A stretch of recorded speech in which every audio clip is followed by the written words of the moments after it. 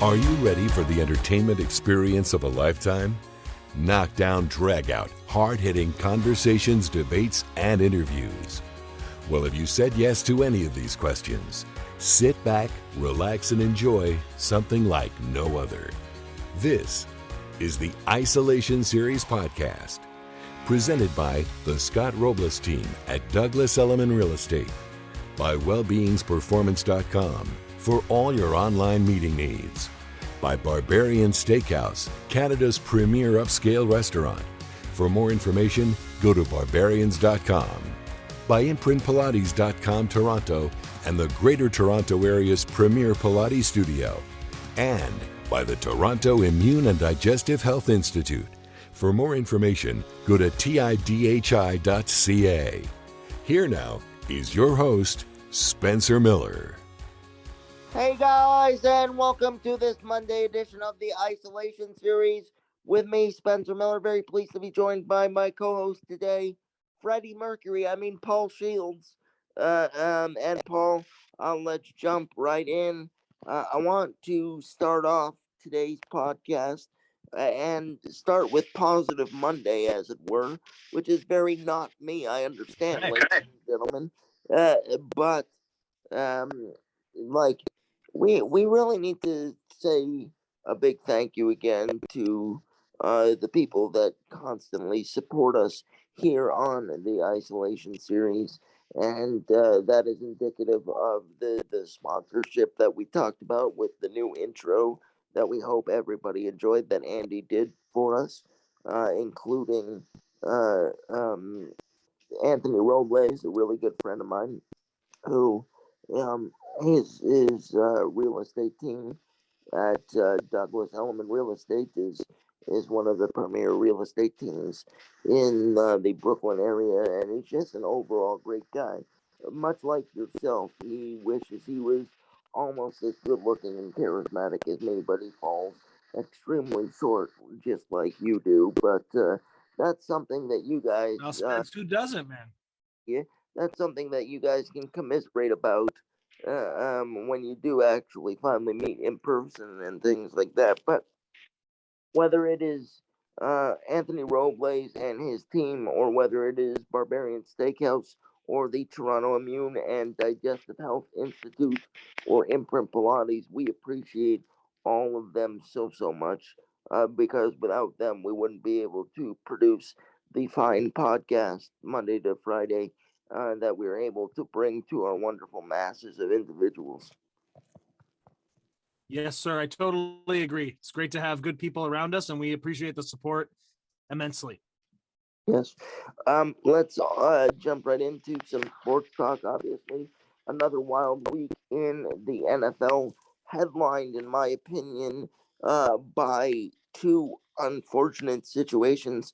First of all, one of the stud receivers for the LA Rams tore his ACL in practice and is now out for the remainder of the year. What I find interesting about that is on Friday's program, we were talking about Robert Woods and Cooper Kupp, and now Odell Beckham Jr. coming in. How are they going to get the ball to all three of them?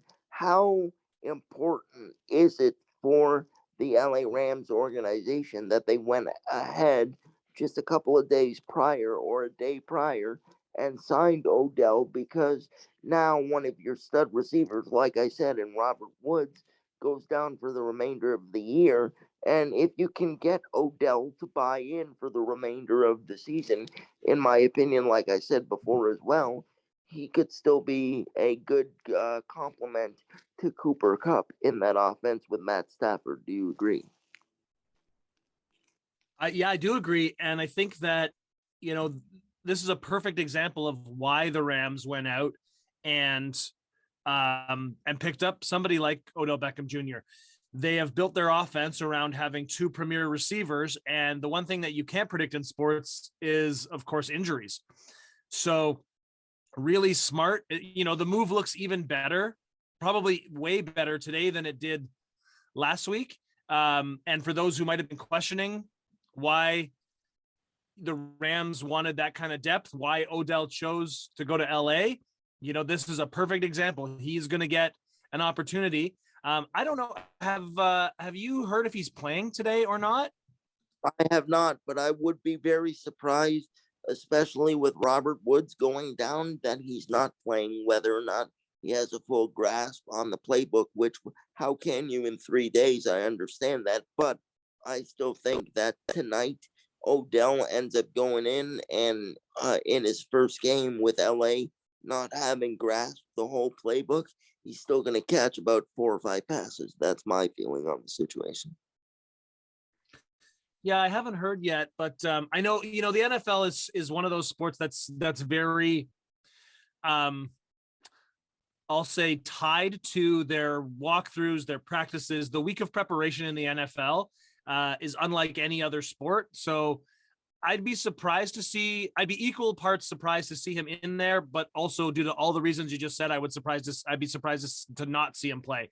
So I'm interested to see, and I'll be fascinated to tune in a little bit early and catch some of the football talk and find out if Odell is going to be running routes tonight for the Rams. Right. Another really unfortunate situation in one of the most surprising upsets of the entire season is the Washington football team were at home yesterday afternoon against Tampa Bay Bucks and Tom Brady coming off a bye, and they ended up beating them 29-19 or something like that. But in the victory, they lost their second-year standout pass rusher in Chase Young. This guy is one of the premier young defensive stars of the league, arguably the new Aaron Donald in some people's mind. So it's really sad to see him go down in the middle of the second quarter with an apparent torn ACL as well, don't you think? Yeah, I mean, that's an unfortunate injury. You know what? I have to tell you, and this might segue into our next topic or our next game, but I'm not as surprised to see Tampa Bay lose as I was to see Detroit tie, even though it felt like neither team wanted to win that Detroit game. It felt like both the Steelers and the Lions were just willing to hand the game to the other team with missed point afters, missed field goals, fumbles all over the place. Penalties were crazy that game too. Penalties were nuts. So as much as I'm surprised that the Buccaneers lost to Washington, Washington is the home team coming off a bye week. They had a lot of time to prep for this. Tampa Bay kind of shot themselves in the foot and didn't play a very good game. And I certainly was surprised to see Washington win. Don't get me wrong, but I was more surprised to see that the Lions managed to not lose a game, but somehow not quite win a game either. Right. Yeah. Well, we talk about it with the Lions all the time. Unfortunately, they find ways to lose. And even when they're in a sloppy game like they were against a Mason Rudolph-led Pittsburgh Steelers team, because Ben Roethlisberger ended up in COVID protocol on Saturday night, there was so many opportunities for the Detroit Lions to break their losing streak and get off the schneid, so to speak, and yet all they could muster, as you said, was a tie. So if I'm a member of that Detroit Lions team today, I'm going, we had our best chance of the year to beat a team that was giving us multiple chances, and yet we still didn't win. Yeah, it's a microcosm of how horrible the Detroit Lions organization has been for a long time. And we said it earlier on in the season with them being in position to win the game against the Ravens of all teams, only to lose it on a last second 66-yard NFL record setting field goal by Justin Tucker. Like, this is ridiculous at this point. Yeah, it's it's like, what else could possibly happen to a Lions team that has endured so much like heartache? I can't think of another word to describe it. Like, you broke it down so beautifully there. They've just gone through so much this season, and I'm not even a Lions fan, but I think I'm cheering for them now to get one, because it seems like they've done everything but win this year. Right. I want to talk about the Sunday nighter. We were talking about when and if the Kansas City Chiefs were going to show up. They showed up last night to the tune of Patrick Mahomes throwing 406 yards in the air, passing, and 5 touchdowns. And they really, for the first time in a long time, looked like the Kansas City Chiefs that we've come to know for the last 3, 4 years under Patrick Mahomes. And despite their inconsistent play all season and despite so many questions surrounding this franchise, they are now tied at the top of that division at 6-4, which leads me to my second part of this statement, and that is, have you ever recalled a year in the NFL where you've been through 10 weeks and there is no real clear cut division leaders right now or anything like that? Because it is just so murky and so muddled up, generally speaking, all around the NFL. I've never seen it like this in a very long time. Do you agree? It has been. I guess this season shows the parity in the league better than most. Like you said, like there's not many divisions that have, I'll say, a runaway leader, right? And if I pull up the NFL standings here, just to make the case we're talking, you're not looking at any really dominant teams, right? Like I guess the Titans at 8-2, that AFC South is terrible, right? And the Titans continue to play really well even despite Derrick Henry's injury. But the only competition they have in that division is a 5-5 Colts team that is okay at best, right? But AFC East is not a runaway.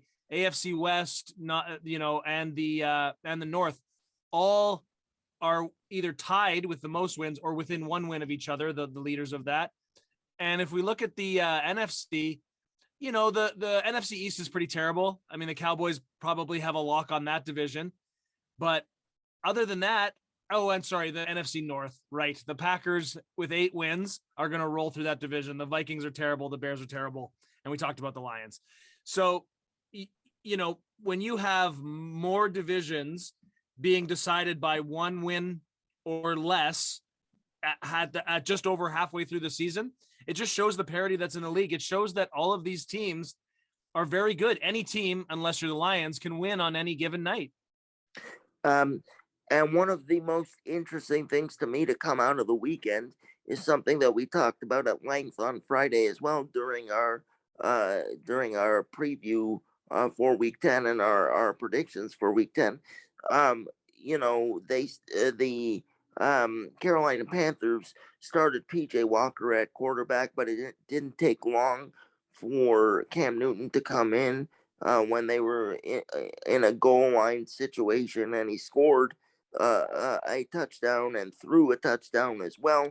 Obviously, his numbers do not look spectacular on paper, but they rolled the Arizona Cardinals, who have been looking really good for the most part yesterday. And so my question now becomes this: if they can somehow get Cam Newton to buy in, regardless of anything, now that you have a healthy or supposedly healthy Christian McCaffrey back at running back, and if Robbie Anderson and DJ Moore can get their drops under control, do you believe that the Carolina Panthers can go on a run here and sort of get lightning in a bottle in some fashion, shape, or form, whether we want to admit it or not? Because if Cam Newton can provide a spark in one way or another, being with his old team, especially going into next week, facing his old coach who he had for 9 years in Ron Rivera, this could end up being a very interesting storyline for the second half of the year. Would you agree? I'm very skeptical of the consistency of Cam Newton. And not because I don't want the team to do well, not because I'm, anti Carolina Panthers.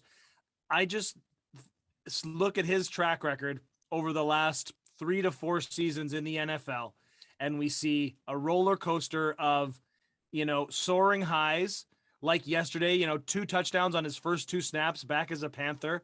That's a big deal. And if I were a Panther fan, I would be excited to see that. I'd be excited at the nostalgia of having Cam Newton back in the Panther colors.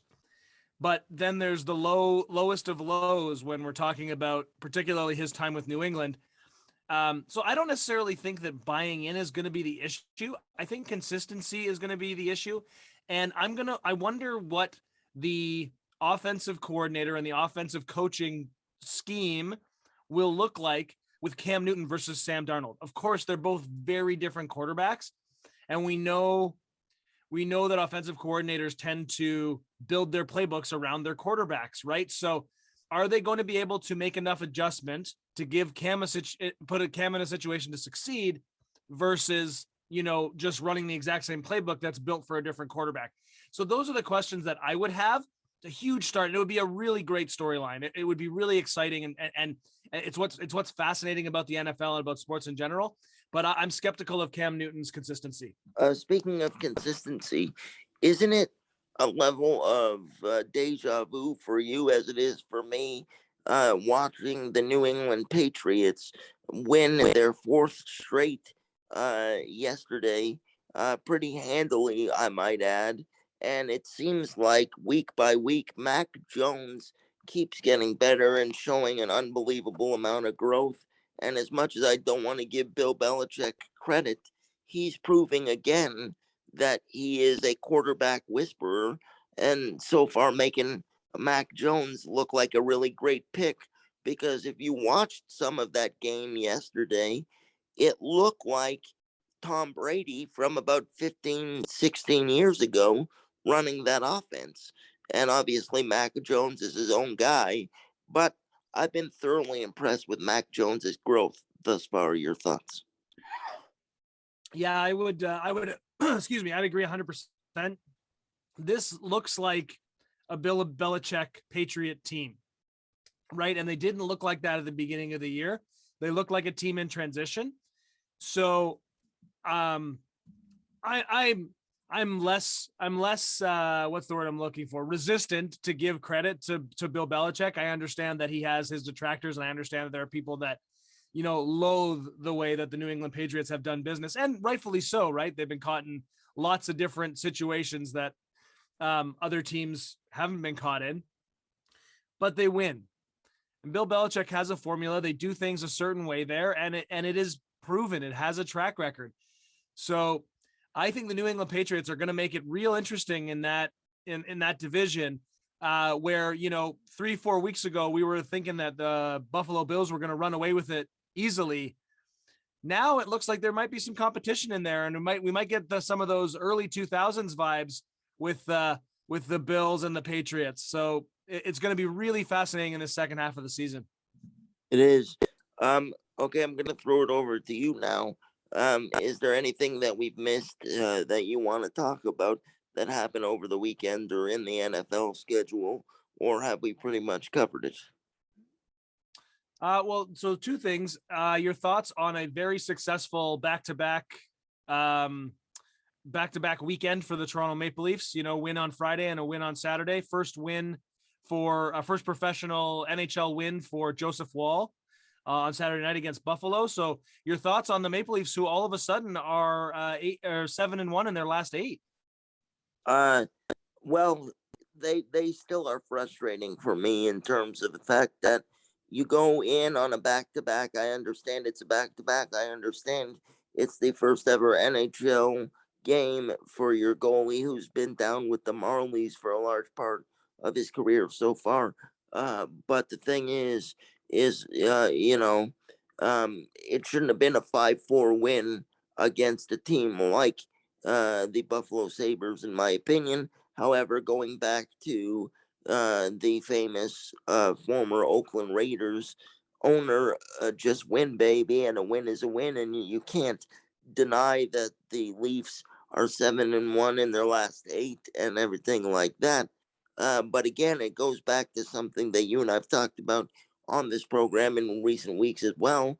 That's all well and good and great, and yes, you need to get to the playoffs. But until you show me something substantial in the playoffs, like winning your first series since 2003, I'm not about to get really excited about anything that this Leaf team does. And I know that is a very unpopular, positive Monday take on things, but that's just the harsh reality of the situation that we're coming off of 7 years of mediocrity. Fair enough. Sticking with Toronto sports, I want to shout out to the Toronto Six of the Premier Hockey Federation. This is women's professional pro hockey. They're a North American league, and they play out of York University. They are having their home openers this weekend, Saturday and Sunday. If you are available and you love pro hockey, check out the Toronto Six. You can search Toronto Six in your Google machine or the Premier Hockey Federation. Check it out. York University, for those in the Toronto area who love hockey, go watch them. Also, big shout out to the men's Canadian soccer team. They also had a very big game in Edmonton at Commonwealth in minus 16-degree weather, and managed to put that all aside and take care of business. And so big shout out to John Herdman and his staff with those players to do what they did over the weekend as well. Absolutely. And like any typical Canadian, Spencer, you're exaggerating. It was -8. -4 felt like -8. But I love your enthusiasm for the Canadian men's soccer team. Those guys did an amazing job. Having some roots in Edmonton, having lived there for a little bit, I had lots of friends that were at the game. They said the atmosphere was incredible. And I was lucky enough to watch. I happened to turn it on just before they scored that big goal. So really exciting. And the Canadian men's team is doing things we literally haven't seen in our lifetime. So congratulations to them and keep it rolling. We want to see them in the World Cup. At the end of the day, I wasn't exaggerating because for the other team, it felt like -40 from where they came from. So there you go. That's absolutely, yeah. It's not quite -8 in Costa Rica, or it's maybe a touch warmer there right now. Just a little bit, just a skosh.